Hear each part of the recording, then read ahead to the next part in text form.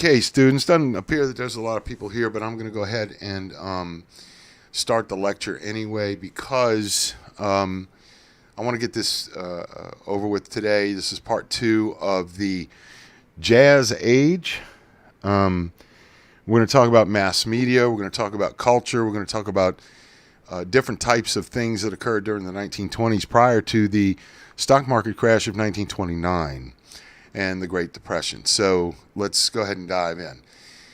Mass media and the Jazz Age, founding of Hollywood, drew filmmakers to the area in 1900. There was a lot of landscapes. I think we covered that already. This is part 2 of the Jazz Age, which we began Monday. It was a warm climate, and the lighting was a lot better, more sunny days, and it was a large workforce from LA that the film industry could draw from. Until the 1920s, the U.S. had been a collection of regional cultures. Accents differed. They still do, as a matter of fact. If you get somebody from the north, especially somebody from like Michigan, they talk like this, I got a lot to do today, and in Massachusetts, go park in a yard, and in the South, we talk like this. And in Cajun country, they talk like this all the time. So, customs differed, entertainment differed a great deal, and it's what makes everything unique to the fabric of the United States. Films, national newspapers, and radio created the national culture of the country.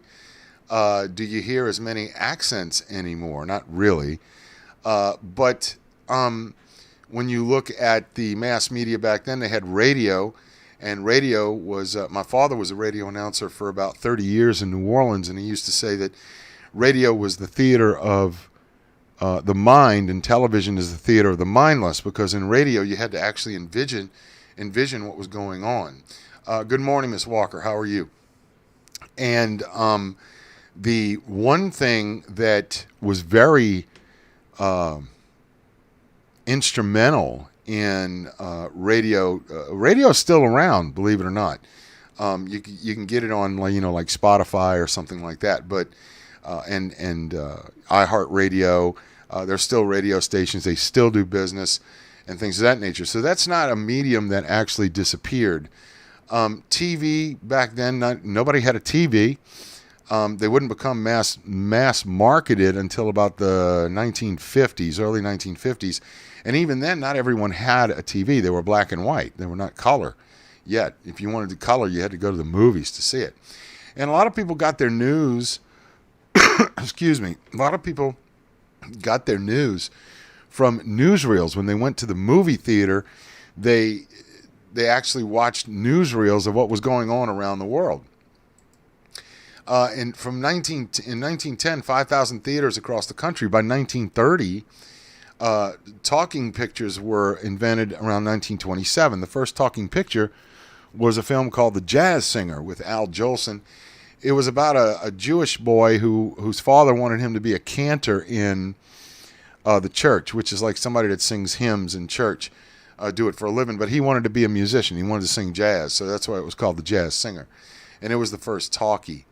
By 1930, there were 22,500 theaters. In 1929, there were 125 million Americans, and 80 million movie tickets were sold every week. Now, why is this? Because people wanted to get away from things. They wanted to relax.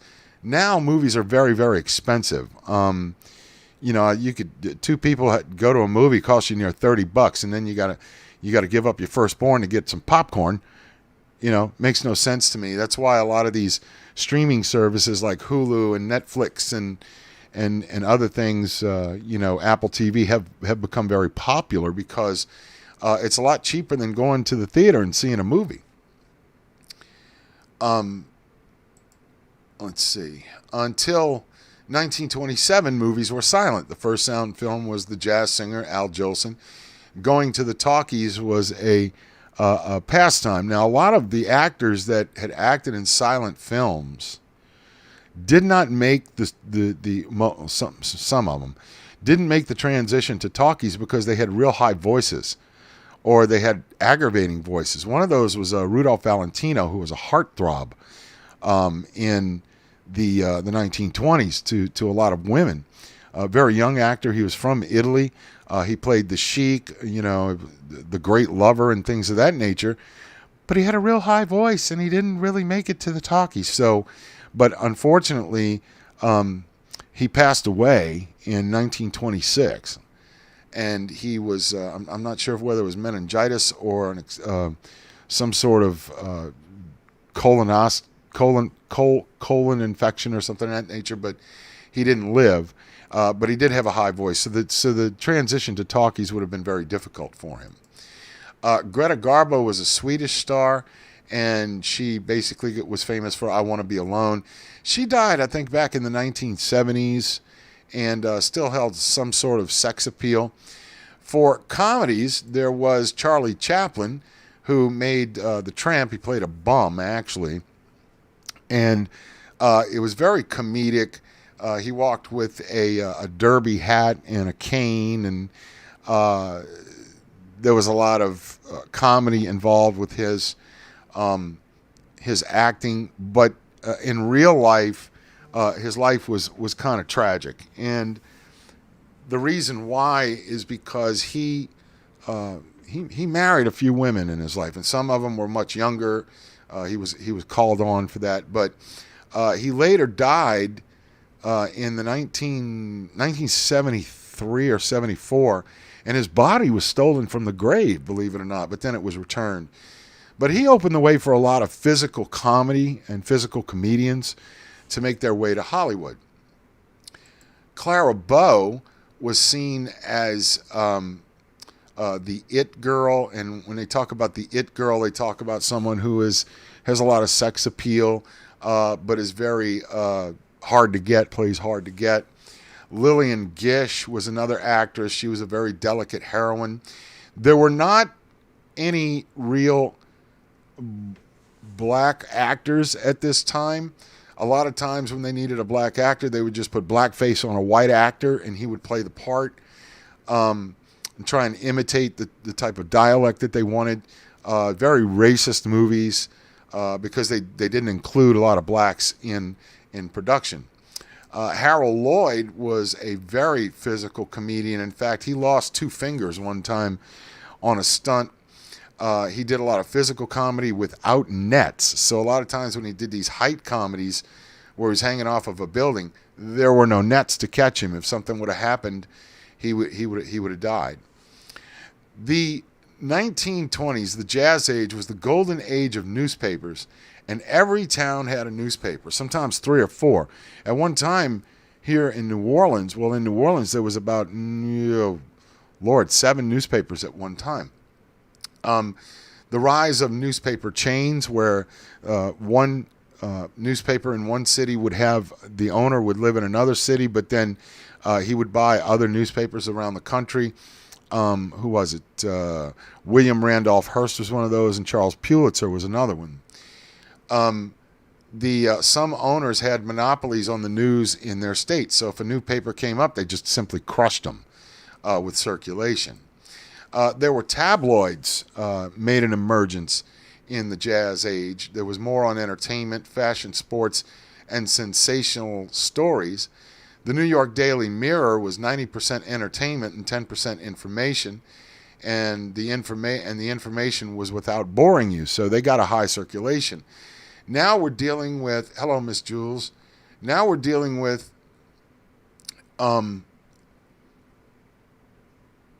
newspapers that are not really checking their stories that well. Journalism has gone the way of the dodo bird.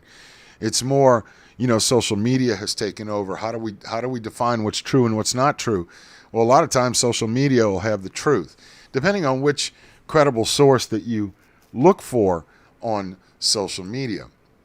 More Americans began to share the same information, read the same events, and encounter the same ideas and fashions, and it creates a common culture, because that's how ideas spread, is through media. We know this because of this little gadget right here, okay?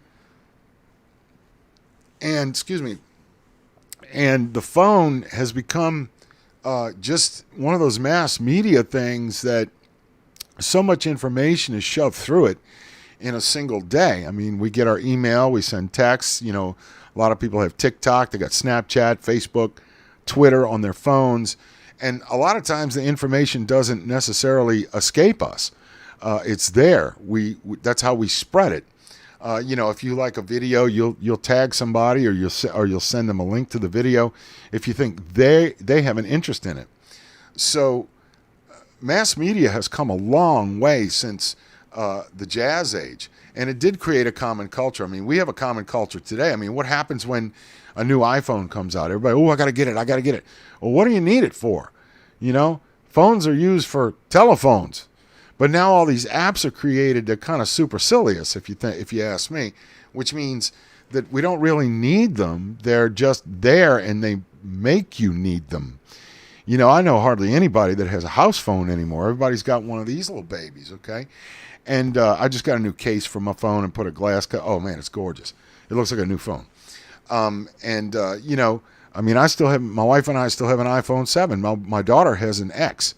iPhone X. Now we're on 12. Well, what else is it going to do? Make my breakfast? Okay?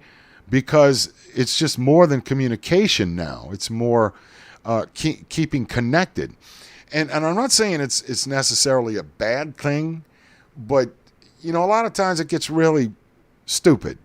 You know, there's a lot of things, a lot of rumors spread and things of that nature that you can't really check on because, again, a lot of people who call themselves journalists are not journalists anymore. 1920, Westinghouse electrical engineer Frank Conrad put a transmitter in his garage in Pittsburgh. He read the news and played music. And that became one of the first radio stations, KDKA, the first American radio station. By 1922, 500 radio stations sprung up across the country, and the National Broadcasting Corporation, NBC, offered radio stations its programming because, you know, this is like somebody sees an opportunity, they're going to take advantage of it. So you have this big conglomerate that goes, hey, look, you know, I want to do this. I want to make this, make a lot of money doing this. And how do people make money at radio stations? Well, you get people that sponsor programs for commercials, and you make commercials. And that's how you do it. The radio audience and the African-American migration to the cities made jazz very popular. It was an improvisation of music, syncopation, and offbeat rhythm. A lot of people believe that jazz was invented down here in New Orleans, and I kind of tend to agree with them, a lot of historians. And it traveled up the Mississippi River to Memphis and then to Chicago. And, of course, you know, jazz was, I think, personally, jazz was an African-American invention. The first jazz recording was done by a white Italian by the name of Nick LaRocca here in New Orleans. Around 1917 was the first jazz recording. Now, back then, they used these discs, and they were called LPs, long-playing records, and used a needle, and the needle reproduced the sound through a speaker. And eventually, you know, when I was 18, 19 years old, we still had what we call phonographs. It was phonograph stereo. And I had some pretty decent stereos in my day. And, you know, it would come with a cassette player and a radio. You know, and we had cassette players and radios in the car. And then we had 8 tracks. Well, 8 tracks became 8 tracks went the way to Dodo Bird really quick. Now we have, you know, streaming music and CDs. Some people still have CDs in their cars. Now CDs, I noticed a lot of older recordings were getting digitally remastered to put on CDs and played, and that makes a lot of sense because it's a better form of recording, and it's a better form of listening to music. So, you know, when we talk about CDs and we talk about DVDs and things of that nature, well, I got to fix this here. Let's see. That's a little too far. All right. And, you know, we talk about all these new ways to make music. Well, you know, back in my day, we had the long playing records, and they were 33 rotations per minute. It was a 33. And then you had the smaller ones, which are 45s at 45 rotation a minute. Back in the 1920s, they had 78s. So, and we always used to get a kick out of playing rock music on 78 on a phonograph because it sounds funny. It's kind of like the Chipmunks singing rock and roll. So it was pretty funny. But anyway, so, not a lot about recordings back then except in studios with records. We call them long playing records. And then, later on we had reel-to-reel tapes. Everybody had a reel-to-reel. My parents had a reel-to-reel player. It was a magnetic tape that you run through it. But anyway, so jazz did come up the river from New Orleans. In fact, there's a song title by that name.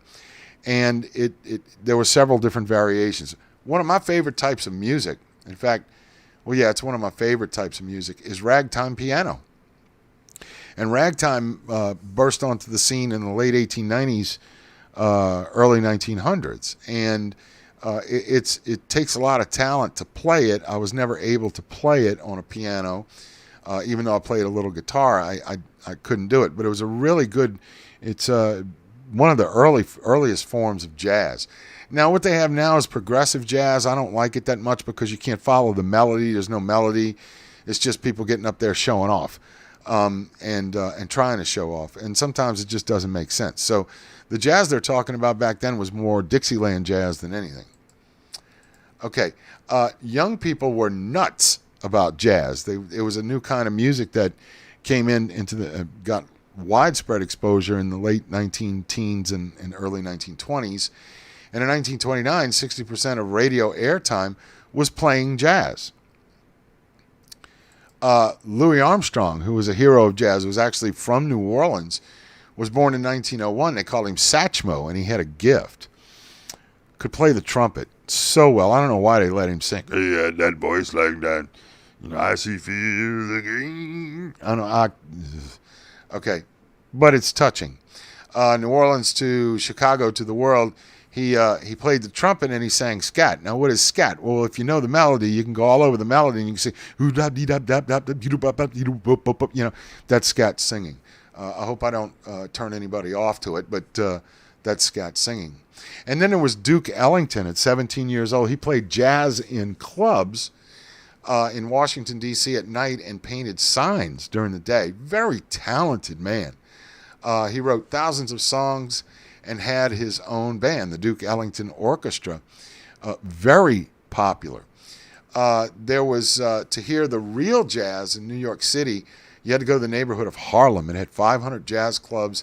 The Cotton Club was the most famous. There was a movie made about it back in the 80s with Gregory and Maurice Hines and Richard Gere. It's a pretty good movie. I'm not sure how historically accurate it is, but it basically shows you the times and what was going on there.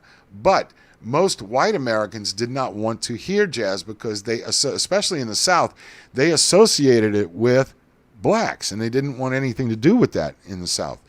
A lot of them listen to classical music. Whites listen to classical music and that hillbilly garbage, they used to play back then. But, New Orleans had, at one time, we had a legalized prostitution district called Storyville, which existed. It was along, if you know where the Sanger Theater is, it was in where that housing project is now. That's where it was.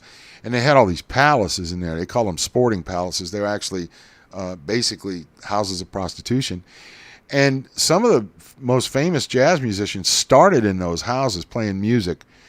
And if you ever read a good book, it's called Storyville, New Orleans. I'm trying to remember the author, but it talks about how jazz was an influence. And a lot of people, especially the upper crust people, believed jazz to be the music of the devil. Of course, then again, when rock and roll came along, another black invention, it was... they thought that the same, heavy metal and things of that nature. So punk rock, grunge, anything you can think of. I guess it's just a matter of what. Hello, Spenciano. How you doing? It's where you are on the cultural spectrum that you figure out. Just how valuable music can be. It would be an empty world without music. I'll give it that much. Artie Shaw was the first to use black musicians for white audiences. Benny Goodman was the first to take jazz to white America. And if I had an example of it, I could play it for you, but on YouTube there's a copyright strikes, and if you use copyrighted material, you can get a strike and they can eliminate your channel, and I can hardly afford to do that right now with the present condition that we're in. Swing music, it was the first racially mixed band. Now, the problem with that was they could play together, but they couldn't stay together, which means that the black musicians had to go to other hotels because they couldn't stay in white hotels. I'm doing all right. I'm tired. I'm in my work clothes today because I got to do a lot of sheetrock work today. Our landlord is getting ready to sell the condo we're in, or trying to, and there's some things that we want to fix, and they're coming for an inspection Friday, so I got to do all this work by myself. It's amazing what instructional videos on YouTube can give you the knowledge to do what you need to do. Anyway, so and I got 4 lectures to do. I had 10, 11. I got one at 1, and then I got another one at 4 for the other college that I work for. But anyway, thanks for asking. The artists were showing the rougher side of life in art, you might say. If you look at these 2 paintings, you know, this looks like a lonely girl, and that looks like a couple that's having some problems. And it was more the rougher side of life. Georgia O'Keeffe turned to natural objects, flowers, bones, and landscapes. I'm not sure whether it's like an abstract type of painting. I don't know if you've ever been to the New Orleans Museum of Art. Yes, we have a Museum of Art in City Park. And if you go there and you see these pictures of like a square with a black square with a red circle in the middle, that's an abstract painting because you're supposed to figure out what it means. To me, a painting is either a portrait of a landscape or a portrait of people or things of that nature. I don't get into the abstract stuff. Let me open this up a little bit here. Okay, all right. Okay. That way we can see it a little better. Okay. Literature was very important in the 1920s as well. Upton Sinclair, he attacked American society. He wrote a book called The Jungle. When I was an undergrad at UNO, we had to read this book, and we were supposed to read a few pages a night. I read the whole thing in one day. It was just that interesting to me, and it talked about the immigrants coming to the New World and where they had to work and meat packing plants and things of that nature. So when I read the book, it was very good, and we were later tested on it. But he attacked American society because of certain inequalities that were going on. Eugene O'Neill wrote Dark Tragedies of Everyday American Life, A Long Day's Journey into Night. I never read that. He was more of a playwright. And The Lost Generation, many writers, artists, and hello, Miss Cooper. Many writers, artists, and musicians went to Europe, and most ended up in Paris. And the reason why they went there is because there was more of an artistic feel in Paris than there was in the United States at the time. And there was racial tolerance. When black people went to France, they were treated as equals rather than in the United States. There was a dancer, if I can remember her name, Josephine Baker. And she was treated a lot differently in France than she was in the United States. In fact, she learned, I think, 2 languages fluently. Later adopted some children because she couldn't have children herself. But she went there, and she was treated a lot differently there than she was ever treated here. It was living is cheap. Now you can't say that. If you go to Paris, you're going to go bankrupt unless you have a really good job. And there was intellectual tolerance for new ideas. And this kind of goes back to the Enlightenment in the 17th century. France has always been the launching pad for Enlightenment ideas, and people had new ideas as to government, and that's why they went to Paris. And of course, that's where fashion starts as well. F. Scott Fitzgerald had a wife. Her name was Zelda. He wrote The Great Gatsby and The Sun Also Rises, and The Great Gatsby was a commentary on the rich versus the poor. He showed the people of the Jazz Age, including their self-centered and shallow ways. People were, as they are today, are preoccupied with money. Of course, we need money to live. So when they look at things like this and they read The Great Gatsby and they read all of these authors, they tend to go, wow, is that what it was like back then? Yeah, it was. The Great Gatsby has been made into a movie twice. Once with Robert Redford in the 70s and once with Leonardo DiCaprio in the 2000s. I've never read the book. My daughter has had to read the book. I'm more of a nonfiction person. True stories, military history, ethnic history, crime history is another one. But these writers came out and they were actually exposing society, for the American society, for the way it was. Excuse me. Okay. Edna St. Vincent Millay, my candle burns at both ends. It will not last the night. But my foes, and my friends, it gives a lovely light. She was a poet. And one of the most important things that came through in the 1920s in the Jazz Age was the Harlem Renaissance, where there were 14 to 50,000 African Americans in Harlem. In 1930, there were over 200,000. Nora Neale Hurston wrote, "Their eyes are watching God." And we had people like Langston Hughes, who was a poet, short story writer, journalist, and playwright. He wrote The Joys and Difficulties of Being Human, American, and Being Black. There may be a sample of his work in the textbook. I haven't seen it yet, but it's not on that page. That's a different book. There was flapper slang that came through. Don't worry about the page number for the vocabulary of flapper. Hint, hint. And women, like I said, in the 1920s, were very. They were very free. They started to exhibit this sexual freedom in the 1920s. I mean, they got the right to vote in 1920. There were certain things that women couldn't do, though. A lot of women didn't run for office until like the late 1920s, 1930s, but women had the right to vote. So here's some questions to ponder. How did the mass media help create common cultural experiences? Well, if mass media hadn't been invented, we wouldn't have heard about things like the Harlem Renaissance and these writers that wrote these books, and all these playwrights go to the theater. So that's part of the mass media as well. Why are the 1920s called the Jazz Age, and how did the jazz spirit affect the arts? Well, jazz was more of an improvisation, and in the 1920s, people just kind of let their hair down, you might say, and basically became more free with their dialogue. And they wanted to expose a lot of things that were wrong with society, as well as be artistic and be free and have this type of expression, which at times, most of the time, the First Amendment allows you. I mean, there's just certain things that shouldn't be done that are done as a result of artistic freedom. How did the writers of the Lost Generation respond to the popular culture? Well, they kept writing. They kept writing stories, and they became famous because of them. What subjects did the Harlem Renaissance writers explore? First and foremost, what it was like to be black in a white society. That's what they explored.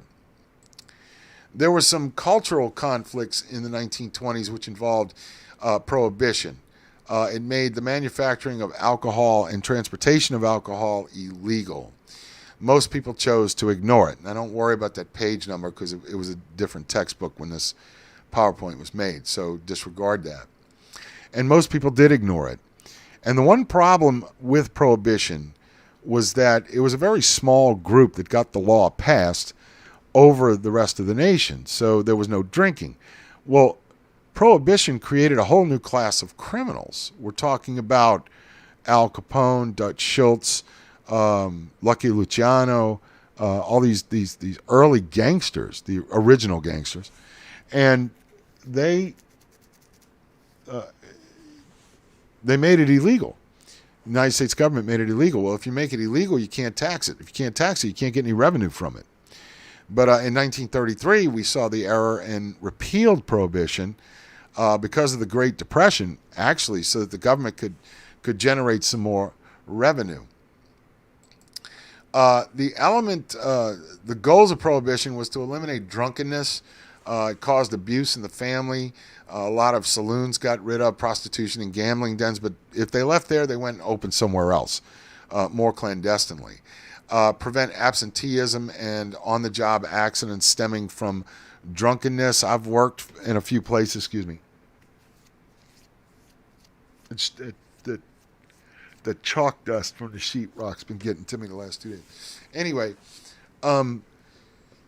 you prevent absenteeism and on-the-job accidents stemming from drunkenness. Now, I've worked around heavy machinery when I was a younger man, much younger man, forklifts and things of that nature.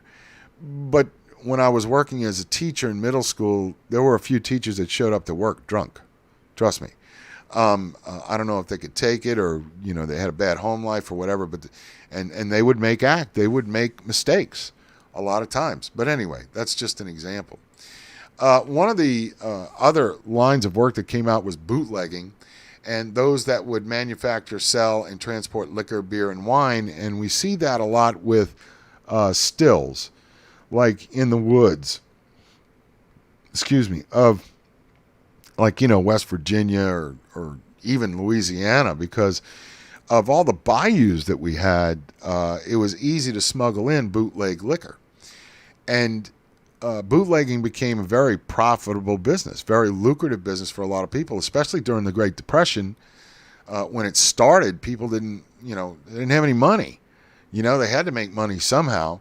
And the one thing was to stay away from the federal agents, tax agents that were looking for people who were making their own booze. But it became very lucrative. Bootleggers started from drinkers who hid flasks in the leg of their boots, and it had hard liquor. I don't know how anybody can do that. I'm a beer guy. I don't touch hard liquor. Maybe some wine every once in a while, but no, I'm not an alcoholic. I think the last beer I had was like a month and a half ago. Anyway, it started from drinkers who hid flasks of alcohol in their boots, and they had stills, like I said. Corn was grain alcohol. It's very alcoholic, and some whiskey. If you've never had bootleg whiskey or bootleg moonshine before, it's not smooth at all. In fact, I had, when I was a younger man, I had some bootleg, what they call Everclear. Oh, God, it makes your throat bleed. It's almost 100 proof, and I think it's over 100 proof. And it was really nasty. But when people are kind of desperate, that's what they reach for. Potatoes, they made vodka from potatoes, rye grain, gin, and whiskey in a bathtub. People made bathtub gin, because there wasn't any alcohol. And again, like the speakeasies, that's why they call them speakeasies, because people used to go there and give a password and they would let them in. And people would be drinking out of teacups, because if the authorities showed up and you swallowed a big swallow of alcohol to conceal what was in the cup, all they'd see is teacups. They go, nothing's happening here. Let's go somewhere else. Because there was bootlegging going on, alcohol was cheaper. And in a lot of these speakeasies, when they would have a raid, they would have a button on the bar or under the bar that they would press, and all the alcohol would in the bottles would drop, would release a lever, and the shelves would just drop, and all of it would go into the sewer. All right, and they could replenish it very quickly. It wasn't that big a deal. Famous bootleggers, Canadians made whiskey because there was no prohibition in Canada. The Caribbean, they made rum. Smugglers took ships out to sea, met speedboats who outran the Coast Guard to harbors where they transported the alcohol to warehouses, and that's where it was kept. Now, the gentleman you see a picture of up here in the top, right there, his name is Joseph Kennedy. And if you don't know who that is, that was John F. Kennedy's father. He made millions of dollars in bootlegging. He was a Nazi sympathizer during World War II. He loved Adolf Hitler. But the Kennedy family, and a lot of these blue bloods, what I call blue bloods, people that passed on wealth from generations past, they made money illegally, and Joseph Kennedy was one of them. In fact, it's because of his money that his son got in the White House in 1960. But that's another story. Speakeasies were bars that were operated illegally. You didn't need a license. You just opened it up somewhere secret. To get into a speakeasy, you needed a password or be recognized by the guard. That's why they call it speakeasy, because you got to whisper when you give your password. Hey, Joe sent me. Okay, and they let you in. Sometimes it was hidden behind legitimate businesses. Before Prohibition, the whole state of Massachusetts had 1,000 saloons. After Prohibition, Boston alone had 4,000 speakeasies and 15,000 bootleggers. It's kind of like if it's there and you know it's there and it's illegal, you can try it any time. But once it's gone, it's supply and demand. All right. The higher the demand and the lower the supply, the more you can charge for it. And if there is a supply that equals demand, then you could make a killing, especially if you're making this liquor at home for very little money. Early in Prohibition, there was competition between gangs to supply liquor to speakeasies. There were territories expanded, and gang warfare erupted over turf and control of the liquor. There were people like Tommy Guns. You see the picture of the guy there with the Tommy gun. Tommy guns were the Thompson submachine gun. It had a barrel magazine, okay, right here, carried about 100 rounds. And they also called it a Chicago typewriter. It was very deadly, 45 automatic. It killed a lot of people, sawed-off shotguns, and there was murder in the streets to gain control over that market. It's kind of like the drug trade today. Well, back then it was worse, all right? Innocent people were slaughtered in the streets, as they are now, because of this fight over who controls what in liquor territory. It expanded into other crimes: gambling, prostitution, and Murder Incorporated. Murder Incorporated was an organization that was founded by Albert Anastasia, who was with the mafia, and explored the early mafia in one of my books, Italian Louisiana. And this photo that you see is from the St. Valentine's Day Massacre.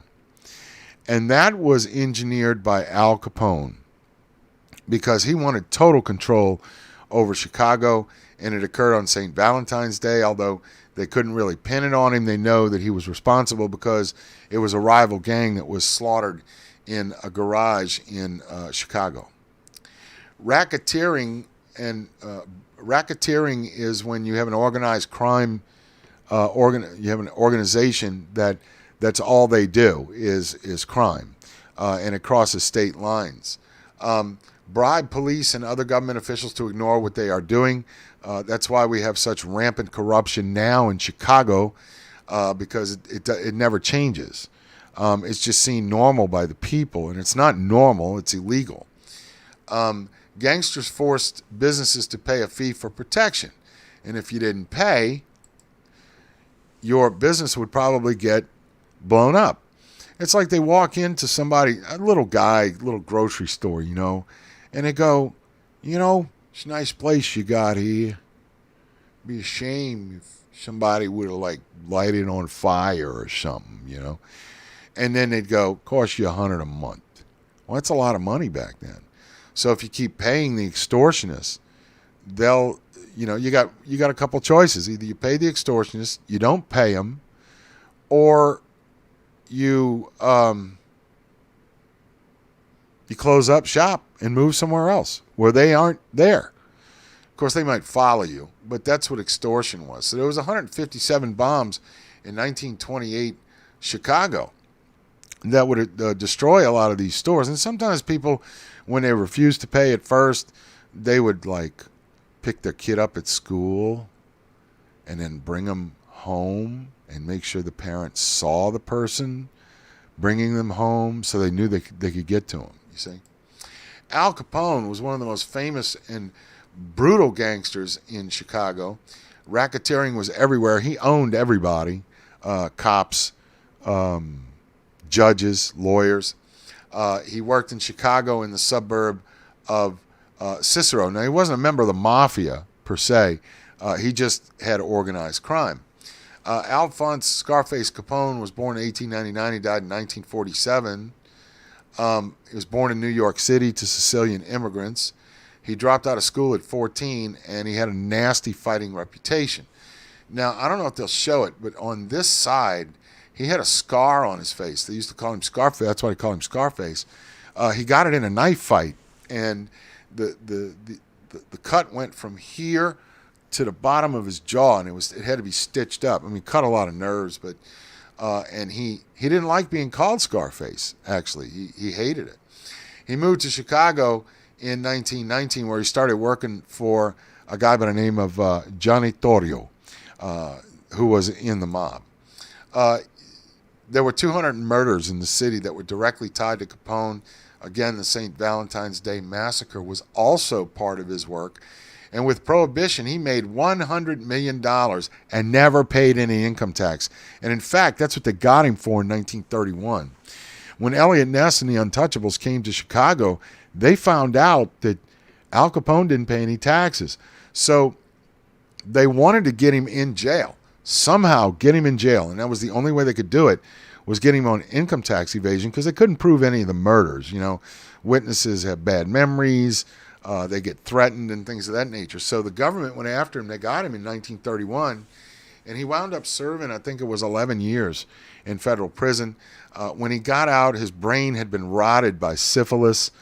Even though he was married, he did, control prostitution in Chicago and probably, tried out the products himself, and that's where he got it from. This was his home in Chicago, right here. It's still there today. It was broken into a bunch of different apartments. It was once a whole house.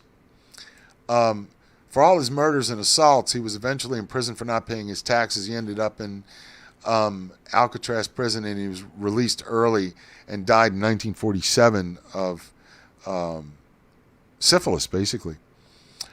There was no cure for it back then. Syphilis was a sexually transmitted disease that basically disfigured you and basically ate away at the cognitive centers of your brain if it was left untreated. Now, you get a shot of penicillin or amoxicillin or something like that, and it takes care of it. You don't drink for 2 weeks, and I'm not talking from experience, ladies and gentlemen. I have friends that did that. So anyway, this was all during the Jazz Age. All right, rural values versus city values. There was a rise of fundamentalism. People started seeing what was going on in the cities, and there was a revival of religion during the Jazz Age. Concerns about science and technology were what role they were playing in life. Fundamentalism, war, and widespread problems of modern society caused people to question if God existed. There were some scholars that said the Bible was a work of fiction. Fundamentalism said God inspired the Bible, so it cannot contain contradictions or errors. It was literal truth. And sometimes people take the Bible literally when, in fact, it's just basically a message. Now, that's my opinion, okay, because it goes to a matter of interpretation. If you read the Bible and it said, the great beast exited the volcano with fiery hair and was able to throw fireballs, well, that may mean something else, not what the Bible says, but people take it literally. Aimee Semple McPherson, this lady right here in Billy Sunday, Aimee Semple McPherson was they call her Sister Amy. She was a female evangelist that we later found out she had disappeared and she had been having an affair with a married man. So her following kind of died. Billy Sunday was a preacher on the radio. And of course, William Jennings Bryan, who was he was a firebrand, Democratic firebrand.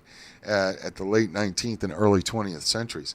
Now, one of the events that would test religion and science was the Scopes monkey trial. It was fundamentalists in Tennessee passed a law that saying that evolutionary theory could not be taught in schools.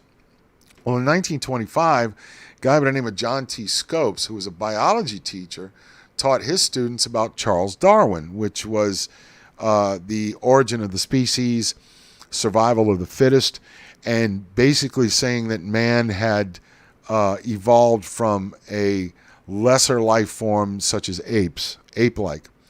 And he was arrested when he taught that, and he was put on trial for breaking the Tennessee law. Well, this was a big trial at the time, and this is Clarence Darrow. He's one of the top legal minds of the day, and this is William Jennings Bryan. Well, William Jennings Bryan was brought in basically as a special prosecutor because he was a very deeply religious man. And there was an argument about it, the drama between the two of the best lawyers in the nation. Mass media allowed 2 million people to listen to the trial on the radio. It was one of the very few trials that was broadcast live. And if John Scopes was found guilty, he only had to pay a $50 fine. A lot of money back then, but he probably could have worked it off, being as he was a teacher. But the trial was carried on to prove a point about science versus religion. You can't really dispel science because it's physical proof. Religion has some physical proof, but it's mostly faith. And that was the test. That was the great test. Darrow lost the case because he defended the teacher, but won the point with the public. Darrow was a defender of science and reason. Bryan was a martyr for the cause. He died days after the trial ended, William Jennings Bryan. He was old. Okay. The racial tensions in the United States in 1919, this is all during the Jazz Age now, was the Red Summer, race riots between white and blacks in Oklahoma, Tulsa, Washington, D.C., and Chicago. You'd think it's being the North, maybe, above the Mason-Dixon line. It wouldn't be racism, but it did exist. There was a race riot in Omaha. Pretty little Agnes Lobeck was assaulted by an unidentified Negro at 12 o'clock last night while she was returning to her home in company with Millard Hoffman. And that's how the riot started. That evening, the police took a suspect to the Lobeck home. Agnes and her boyfriend, they were later married, identified a black packing house worker named Will Brown as the assailant. Brown was 41 years old and suffered from acute rheumatism. Now, what is rheumatism? It's a form of arthritis. So if he's got a form of arthritis, there's really not much physical damage he could have done. Okay. So that's a photo of when the riot started. By the 1919, September 29th, they found him and they burned him. I think they hanged him first and then they burned him. That was in Omaha. Many in the North joined the Ku Klux Klan, and lynchings also occurred in the North. There was a revival of the Klan, don't worry about the page number. In 1924, 4 million members. Most Klan memberships came from Indiana. There was prejudice against non-whites, non-Christians, non-Protestants, Jews, immigrants, etc. Didn't leave many people to like. I'm Catholic and I'm white. So they didn't like Catholics either. All right? So, and part Hispanic. So they didn't like me either. In 1913, the National Association for the Advancement of Colored People worked to end lynching. There were no national laws, but did get a number of states to comply. In 1929, there were 10 lynchings in the whole country. The NAACP fights discrimination. They work to get better voting rights for African Americans, but there wasn't much success because they ran up against these brick walls of these Southern politicians that had made their way to Congress. Okay, we only have a couple more slides, so I want to finish this. Some African Americans were frustrated by violence and discrimination and dreamed of a new homeland. There was a guy named Marcus Garvey. Marcus Garvey was from Jamaica. He came to the United States, and he solicited banks and businesses for investment for just African Americans. He urged a return to motherland Africa to create a new country. He started Black Pride from prison, and after he was deported to Jamaica, after he was caught committing mail fraud, which was a federal crime back then. W.E.B. Du Bois didn't think the answer was separation of the races, and he also didn't approve of Garvey's business practices. There was also Booker T. Washington that said, let's go along to get along, and Du Bois didn't think about that. He wrote a book called The Souls of Black Folk, and it basically had to do with, racism is not inherent, it's taught.